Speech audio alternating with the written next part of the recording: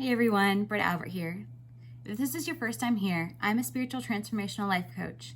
It's my goal for this channel to help you overcome the obstacles that are standing in the way of you living your best and most authentic life. In today's video, I want to talk about a game changer.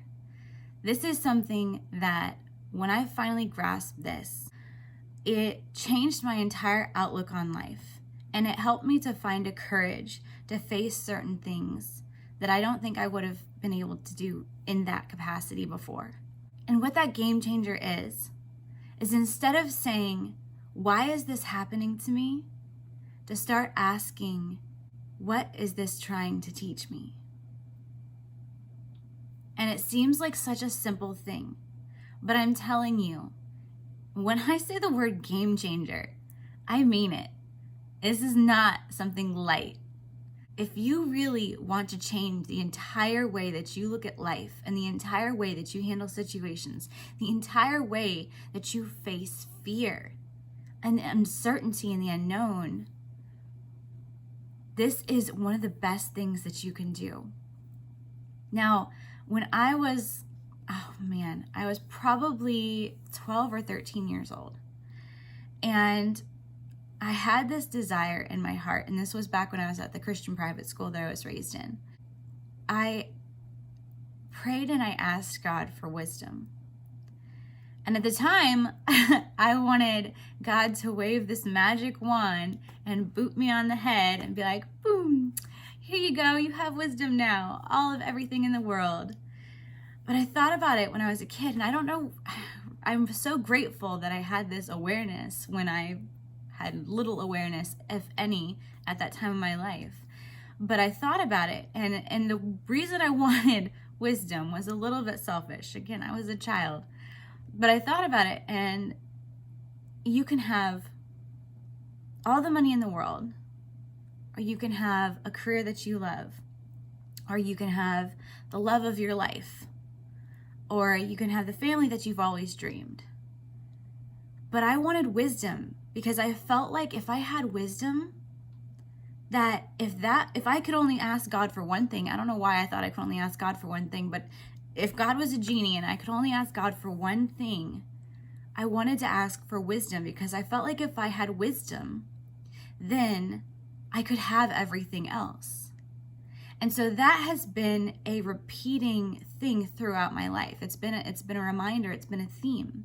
And before the wording changed a little bit, what used to happen is when I encountered situations and I went through hard times and I was really challenged, or I was really afraid, or I was whatever was going on in my life, I would remind myself that I asked for this, because I came to understand that the wisdom that I was looking for was never going to come from a magic wand booping me on the head like I wanted when I was 12. The wisdom is going to come from the experiences. And wisdom is a gift that I asked for. So I asked for those experiences that were going to give me wisdom. Now I want wisdom to guard my mouth. I want wisdom to guard my mind. I want wisdom to be able to assess the needs of others and be able to say what is the most powerful, or not say anything if the situation calls for it. And how do I know the difference? That's now what I want wisdom for. And of course, I'm not going to turn down a beautiful home and financial abundance and health and prosperity in my family. But wisdom itself and the desire for wisdom shifts and grows with me. And part of that is the understanding, changing the verbiage a little bit. Instead of saying, why is this happening to me? To say, what is this situation teaching me? So to give you an example, I'm going to share my life experience, because that's all I really have to go off for you guys. This past March, I lost my job. A job that I've had for 6 years. I knew, and I've talked about this before, I knew that eventually I was going to leave that job and I was going to pursue life coaching full time. I knew that life coaching was my passion, and I knew that it was something that I was born to do, and I've been doing my whole life, just not getting paid for it. I knew that it was a career that called at my heart, and they say that if something is your calling, it's going to keep calling, and it did, and it has, and it does. So when I lost my job, it could have been a scary thing, right? To have a partner who now has the burden of financially supporting our family where it had been equal contributions. And for him not to know what was going to happen and what's going on, and for him to show up every single day at his work because he had to show up in the midst of all of the unknown. He had to get up every day and he still had to go out there. And there's so much in that situation that I could have just broke down and started crying. And I'm not going to say I wasn't fearful. I was conflicting emotions all over the place. Because on one sense, I was so relieved because I didn't know that I would have the strength to leave that job like I knew I needed to when the time came. I also didn't believe that I was ready yet. I wanted X, Y, and Z, all of these things to line up before I was willing to really put my efforts into my life coaching business. To have all of this stability before I could shift and make that move, which is wise, right? That we really can't argue that. I have a family, I have kids, I have a husband, we have bills and responsibilities. Although my husband loves me, how selfish would it be in more the negative side of the spectrum? How harmful could it potentially be to my family for me to just be like, oh, I'm following my dreams. I don't really have an income yet, but I'm going to quit my job so I can focus on my dreams. Have fun providing for the household. That would leave him abandoned.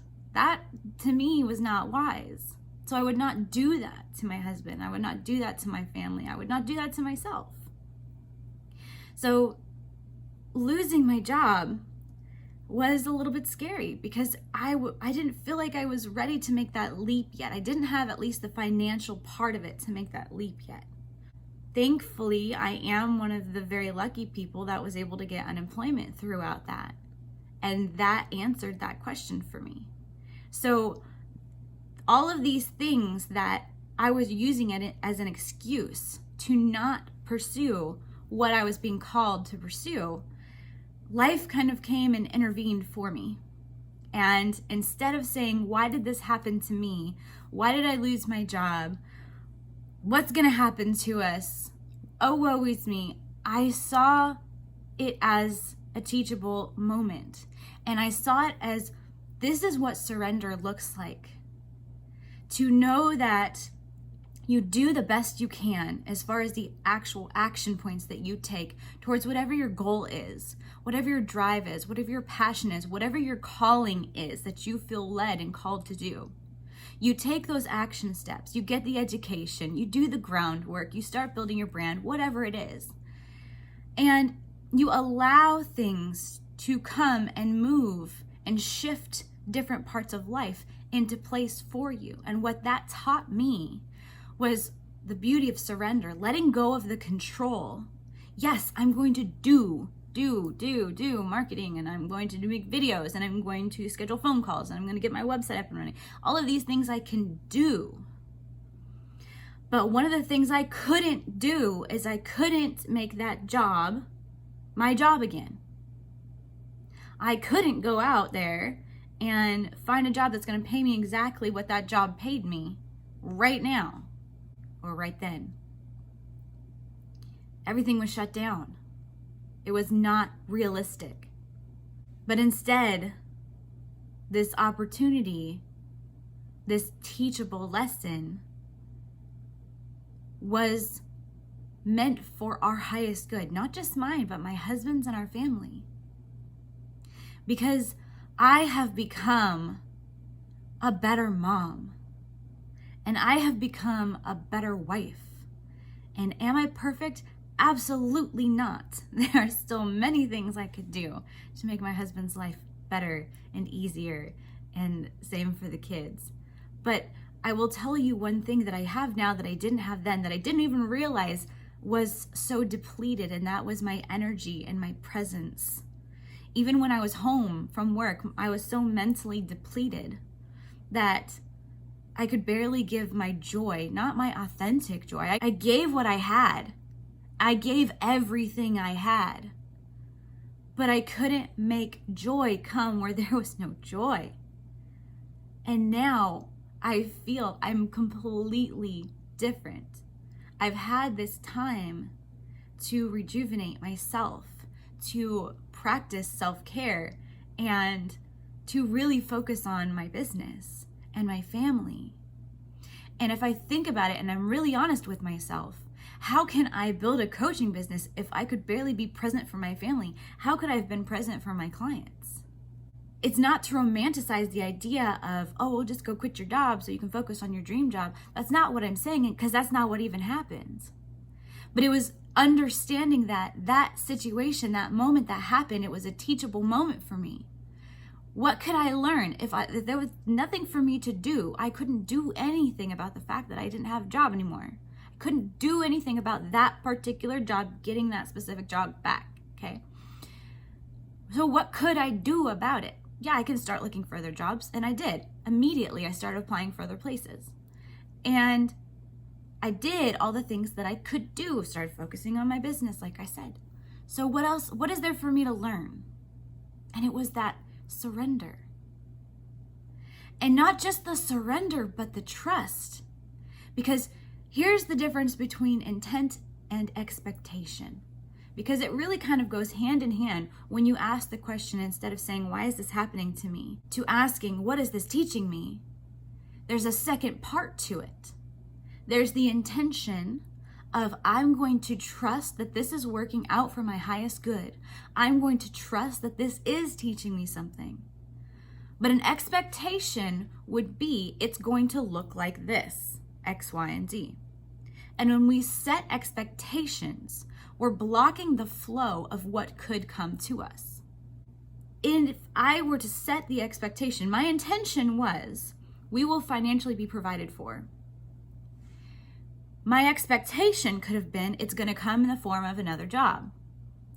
I would have been disappointed, disheartened, frustrated, discouraged, sad, scared, had I made the expectation of what it was going to look like, because it didn't come in that form. But by not having any expectation at all, I'm looking for it because I know I intend to receive it, okay? I'm not just blindly walking around like, oh, it's gonna fall out of the sky. But at the same time, I'm open to the fact that it might fall into the sky. It is okay. Because my intention is to trust. And through that trust, I learned surrender. And I learned that when I trust and when I surrender, when I give up that control, when I've done everything I can and there's nothing more I can do and I've reached the end and it's time to just allow it to flow and receive the gift of rest because there's nothing more for me to do. And I have the intention of, I'm going to trust and we will be taken care of. I don't know what this is going to look like. I don't know what form it's going to take.